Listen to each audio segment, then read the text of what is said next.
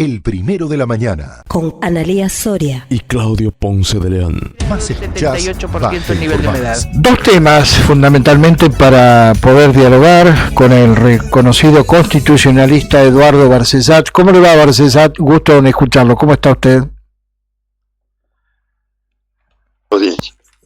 Bueno, dos preguntas. La primera, la idea es llevar a la Corte, primero reponer fundamentalmente los dos miembros que faltan, son 5, actualmente hay 3, pero también hay proyectos para elevarla a un número de 7. ¿Cuál es su opinión? Yo me mantengo en lo que se había propuesto por diversos organismos de la abogacía y profesionales del derecho, de requerir una corte de 15 miembros dividida en 5 salas con 3 integrantes cada uno. Las salas en razón de materia a tratar del conflicto jurídico, y una de esas 5 salas especializada en el control de constitucionalidad, es decir, el examen de las normativas, sea leyes, decretos, resoluciones, que emanan de los otros poderes del gobierno federal. Pero eso era cuando estaba en el gobierno Alberto Fernández, que no era particularmente simpatizante de esta idea, pero en todo caso era posible de tratamiento. Bueno, había también una propuesta del Grupo Federal de las provincias de que fuera una corte más amplia de 24 miembros, comprendiendo las 23 provincias y la ciudad de Buenos Aires, cada una eligiendo un profesional y dividida en salas, ¿sí? Bueno, podría ser cualquiera de las dos, más rigurosa tal vez esta de 15 integrantes de 3 miembros, buscando sí que hubiera la representatividad federal y de género.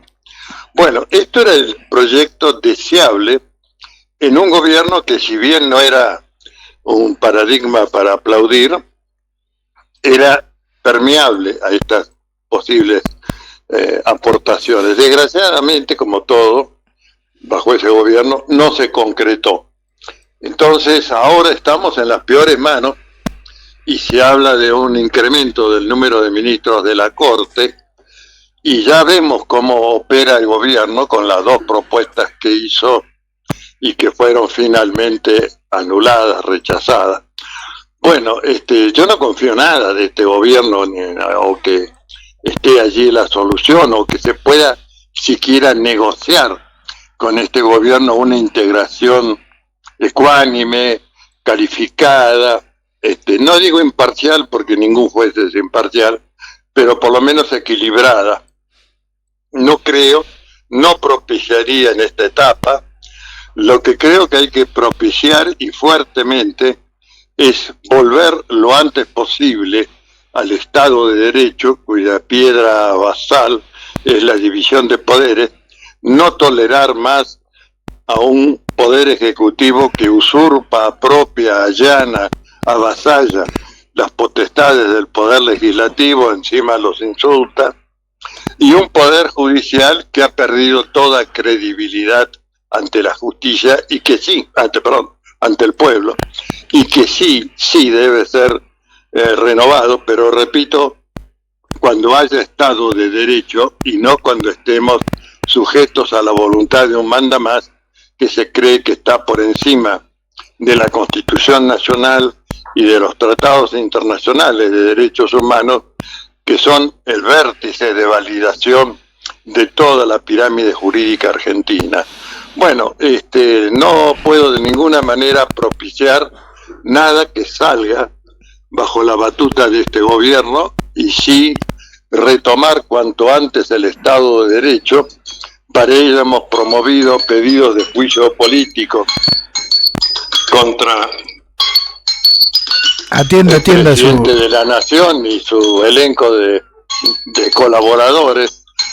Primero por el decreto DNU 70/23, que todavía sigue vigente y que, a pesar de haber recibido varias descalificaciones de nulidad e inconstitucionalidad, Bueno, ni los poderes políticos ni la Corte, me refiero al Congreso de la Nación y la Corte Suprema, ha transcurrido más de año y medio y no han dictado un pronunciamiento a su respecto, siendo que, como se dice en nuestra jerga, se trata de cuestión de puro derecho, si no es un expediente voluminoso en el que hay que examinar pruebas, dictámenes, declaraciones de testigos. No, se trata de cotejar el engendro normativo, que es ese decreto, con la Constitución Nacional y los tratados internacionales de derechos humanos y sacar conclusiones.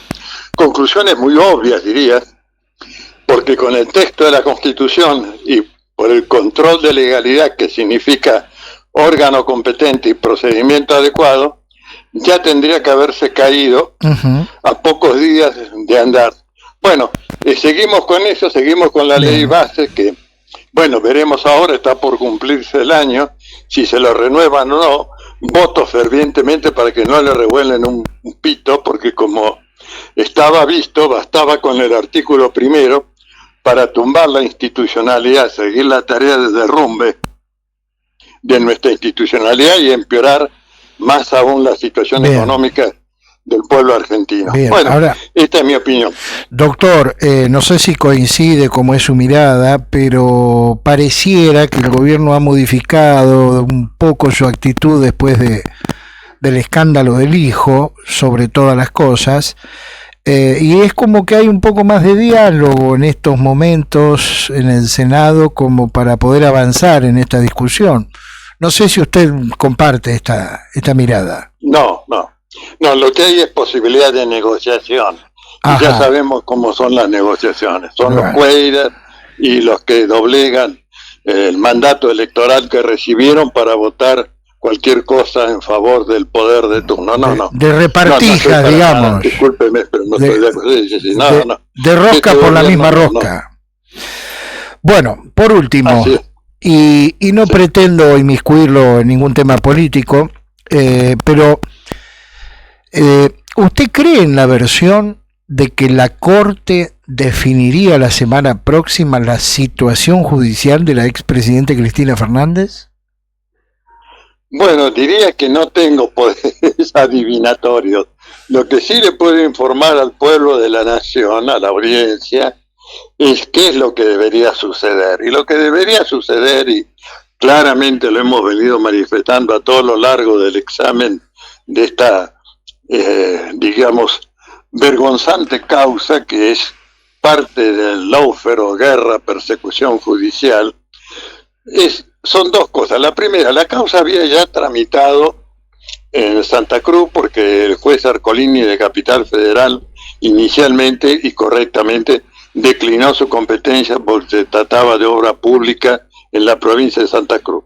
Recorrió todo el espigón jurisdiccional con sobreseimiento dictado en primera, en la apelación y en casación.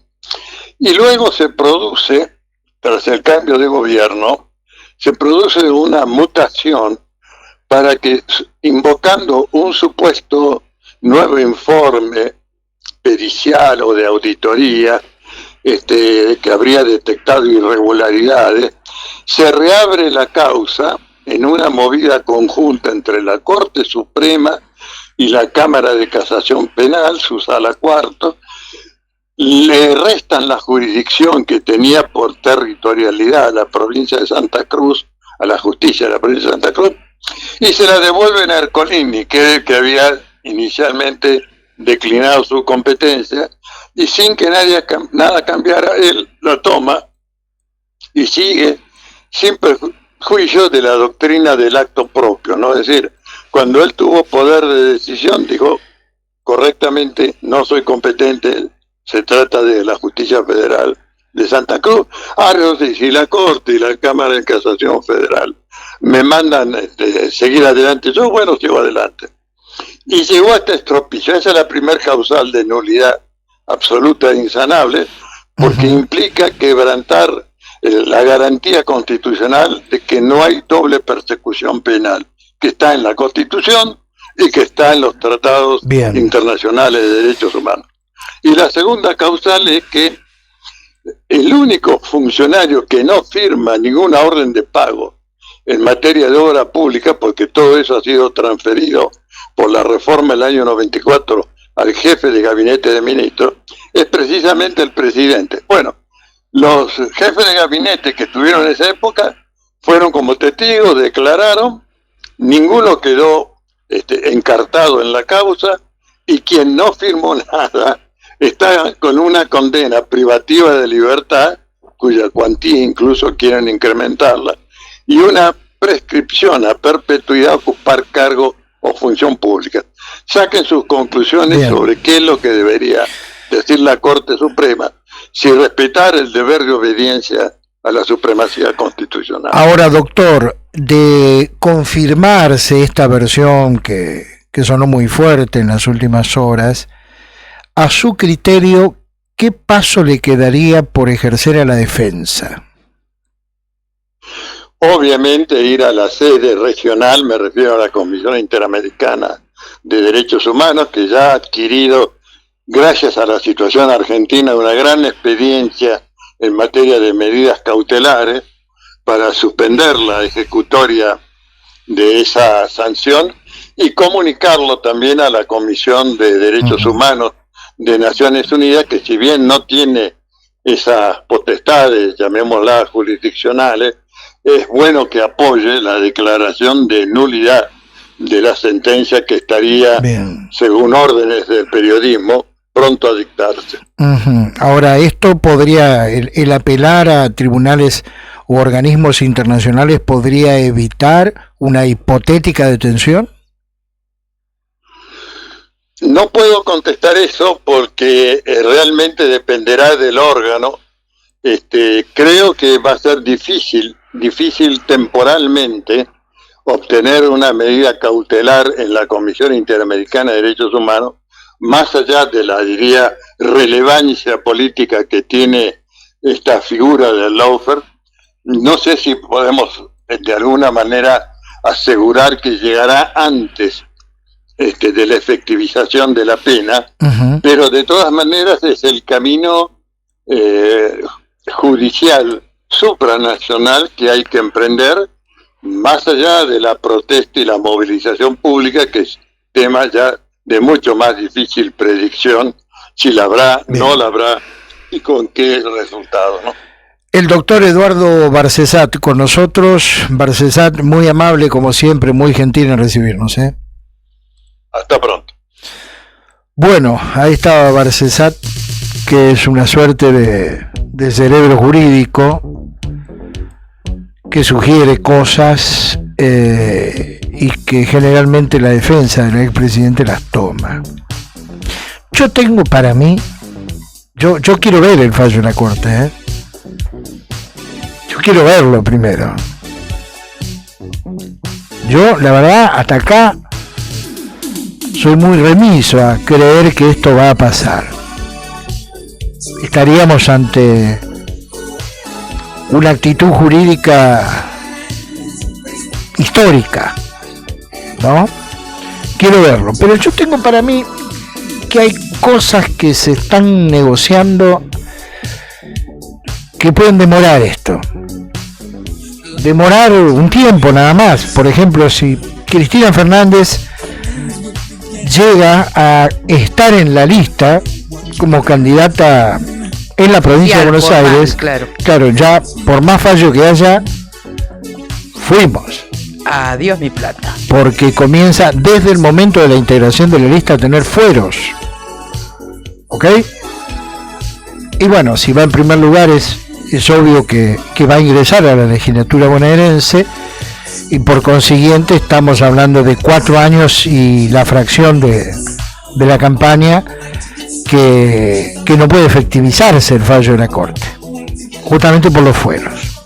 Ahora, hay un dato que ha pasado por alto prácticamente a todos los medios, que tiene que ver con lo que ha acontecido en el Congreso. Y atención con este dato, no es menor. El kirchnerismo decidió entregarle el control de la denominada Comisión Libra justamente a gente del presidente Milei. Es decir, una comisión que en ningún momento va a funcionar prácticamente y que tampoco va a avanzar en su trabajo de investigación. Es decir, la oposición, el principal partido de la oposición, le dice a Milei: tomá y manejá vos la comisión por la cual se te va a investigar o se te investiga. Es decir, Milei está muy comprometido en los Estados Unidos por la justicia norteamericana. Muy comprometido. Ahora, en la Argentina se caga de risa, ¿no? Estos datos, estos acuerdos políticos dan muchísimo que pensar. El primero de la mañana. 100% periodismo.